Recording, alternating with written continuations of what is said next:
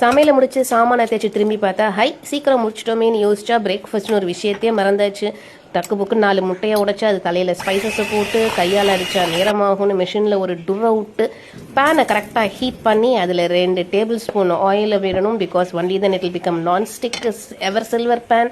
அது தலையில் எக்கை ஊற்றி அந்த எக்கில் கையில் அகப்பட்ட வெஜிடபிள்ஸ் எல்லாம் சாப் பண்ணிடலாம். என்கிட்ட இருந்தது கோஸ், ஆனியன் அண்ட் டொமேட்டோஸ், கொஞ்சம் கொத்தமல்லி, இதெல்லாம் தலையில் போட்டு அதுக்கு கொஞ்சம் ஸ்பைஸை போட்டு அது சிம்மில் வச்சு மூடி வச்சுட்டு அப்புறம் அதில் கொஞ்சம் சீஸை போட்டு அதையும் மூடிட்டோம் அப்படின்னா பீட்சா ஆம்லெட் ரெடி. கொஞ்சம் லோடடாகவும் இருக்கும், நல்லாவும் இருக்கும்.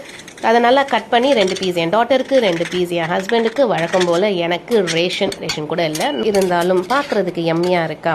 அவங்களுக்கு வச்சு முடிச்சதுக்கப்புறம் அதை கொஞ்சம் அதில் காக்கா கறி கடிச்சு டேஸ்ட் பண்ணி பார்த்தாச்சு. It was yummy enough. Bake the rest.